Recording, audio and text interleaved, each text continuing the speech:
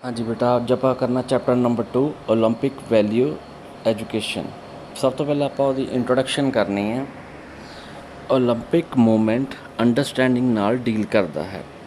Olympic games ਦਾ development ਜਦੋਂ ਤੋਂ start ਹੋਇਆ ਹੈ ਪ੍ਰੈਜ਼ੈਂਟ ਤੱਕ। ਓਲੰਪਿਕ ਮੂਵਮੈਂਟ ਦਾ goal peaceful and better world ਨੂੰ ਬਿਲਡ ਕਰਨ ਵਿੱਚ ਕੰਟਰੀਬਿਊਟ ਕਰਦਾ ਹੈ।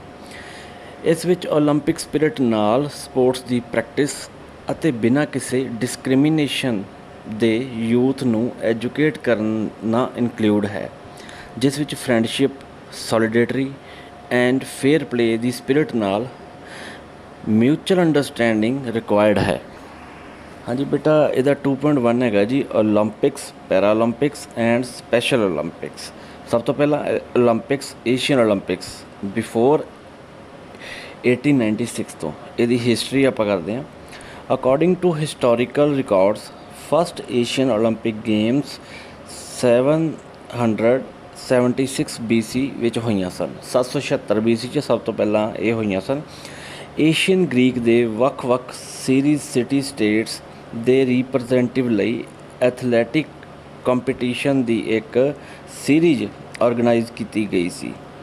ਜਿਊਸ ਦੇ ਆਨਰ ਵਿੱਚ ਉਹਨਾਂ ਨੂੰ ਗ੍ਰੀਸ ਦੇ ਏਸ਼ੀਅੰਟ ਗਰਾਊਂਡਸ ਵਿੱਚ ਸਟੇਜ ਕੀਤਾ ਗਿਆ। ਗੇਮਸ ਆਮ ਤੌਰ 'ਤੇ ਹਰ 4 ਈਅਰ ਬਾਅਦ ਹੁੰਦੀਆਂ ਸਨ।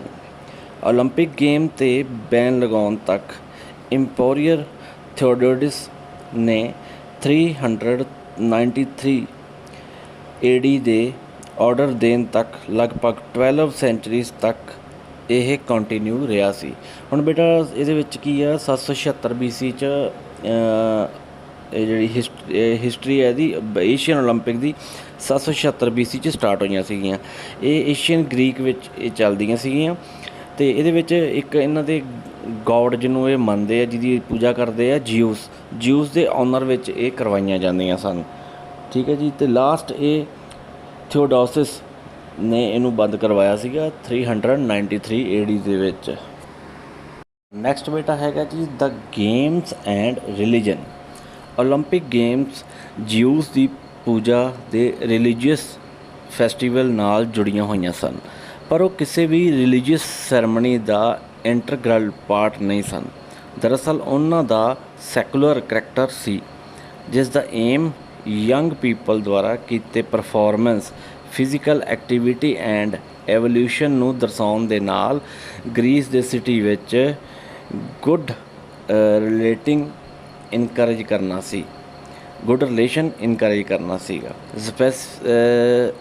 ਸਪੈਸ਼ਲਿਸਟ ਦੇ ਅਨੁਸਾਰ ਓਲੰਪਿਕਸ ਗੇਮ ਵਿੱਚ ਉਹਨਾਂ ਦੀ ਪਿਓਰਿਟੀ ਐਂਡ ਰਿਲੀਜਨ ਪ੍ਰਤੀ ਇੰਪੋਰਟੈਂਸ ਸੀ। ਉਸ ਤੋਂ ਬਾਅਦ ਬੇਟਾ ਆ ਗਿਆ ਜੀ ਦ ਗੇਮਸ ਦੇ ਵਿੱਚ ਏਸ਼ੀਅਨ ਓਲੰਪਿਕ ਗੇਮਸ ਸ਼ੁਰੂ ਵਿੱਚ 686 BC ਤੱਕ ਇੱਕ ਦਿਨ ਦਾ ਈਵੈਂਟ ਹੁੰਦਾ ਸੀ, ਜਦੋਂ ਕਿ ਉਸ ਨੂੰ 3 ਦਿਨ ਤੱਕ ਵਧਾ ਦਿੱਤਾ ਗਿਆ। 5th ਸੈਂਚਰੀ ਵਿੱਚ BC ਵਿੱਚ ਗੇਮਸ ਨੂੰ ਫਿਰ 5 ਡੇ ਤੱਕ ਵਧਾਇਆ ਗਿਆ। ਏਸ਼ੀਅਨ ਗੇਮ ਵਿੱਚ running, long jump, shot put, javelin, boxing, pankration and equestrian events ਸ਼ਾਮਲ ਹੁੰਦੇ ਸਨ। ਉਹਨਾਂ ਨੂੰ ਸੋਸ਼ਲ ਸਟੇਟਸ ਦੀ ਪਰਵਾਹ ਕੀਤੇ ਬਿਨਾਂ ਏਸ਼ੀਅਨ ਓਲੰਪਿਕ ਗੇਮ ਵਿੱਚ ਪਾਰਟੀਸਪੇਟ ਕਰਨ ਦੇ ਹੱਕਦਾਰ ਸਨ।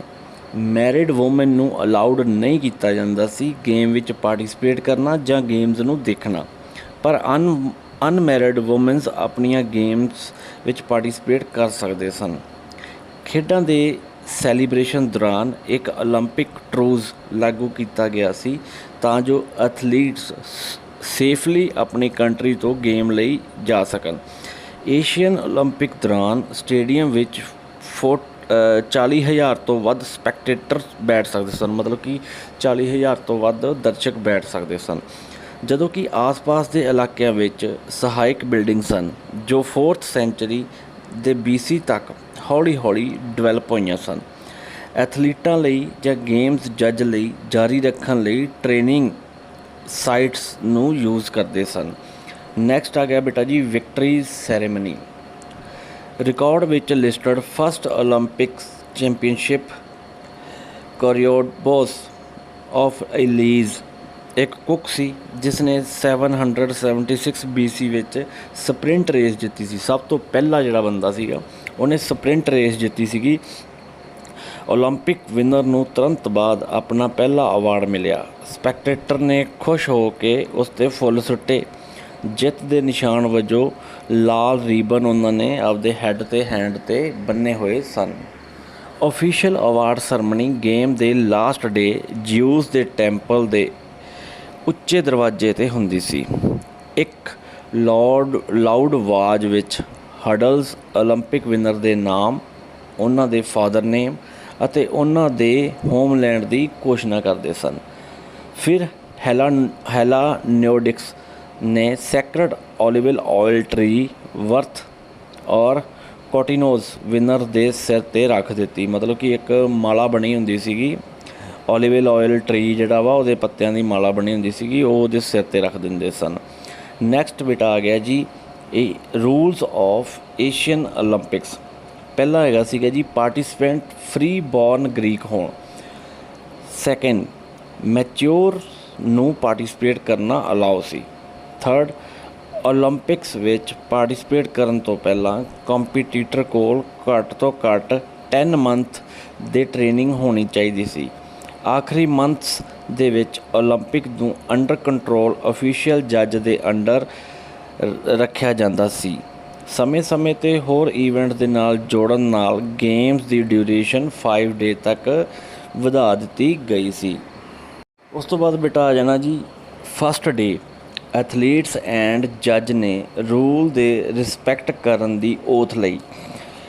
ਟਰੰਪਟ ਪਲੇਅਰ ਐਂਡ ਹਡਲਸ ਦੇ ਕੰਟੈਸਟ ਇਸ ਸਰਮਨੀ ਤੋਂ ਬਾਅਦ ਹੋਏ, ਜਿਨ੍ਹਾਂ ਵਿੱਚ ਵਿਨਰਸ ਨੂੰ ਗੇਮ ਦੇ ਦੌਰਾਨ ਅਨਾਊਂਸਮੈਂਟ ਕਰਨ ਦਾ ਆਨਰ ਪ੍ਰਾਪਤ ਹੋਇਆ।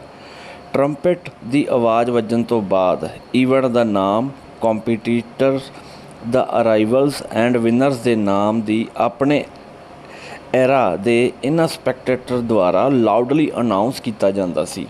ਸੈਕਿੰਡ ਡੇ ਦੇ ਵਿੱਚ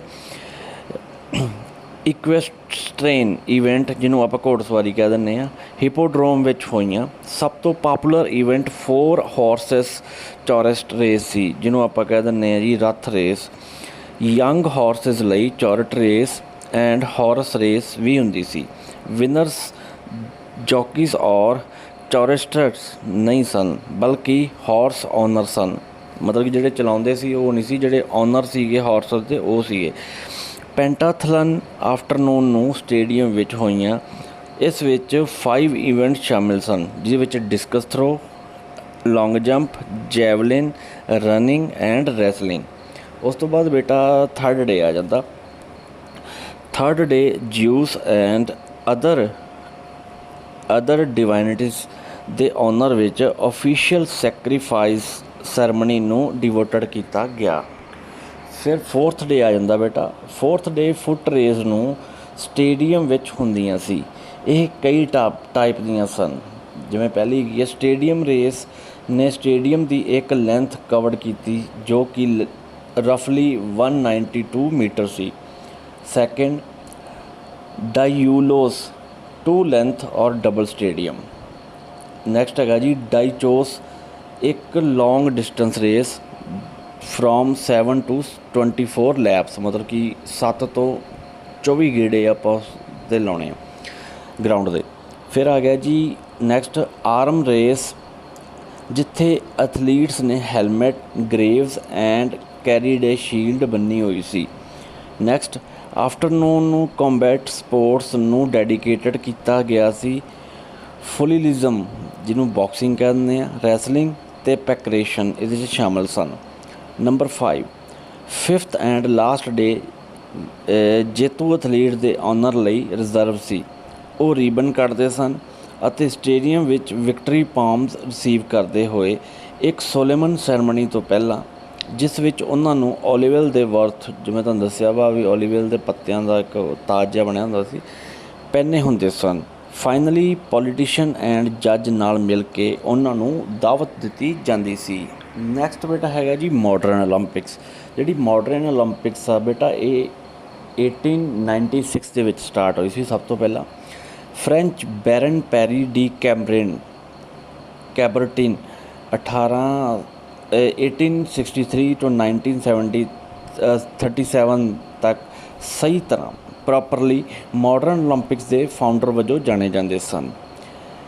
ਇਸ ਵੈਲਥੀ ਯੰਗ ਨੋਬਲਮੈਨ ਨੂੰ ਫਰਾਂਸ ਦੀ ਗੌਰਮੈਂਟ ਨੇ 1889 ਨੂੰ ਸ਼ੁਰੂ ਕੀਤਾ ਸਿਵਲਾਈਜ਼ਡ ਵਰਲਡ ਵਿੱਚ ਫਿਜ਼ੀਕਲ ਕਲਚਰ ਦਾ ਸਟੱਡੀ ਕਰਨ ਲਈ।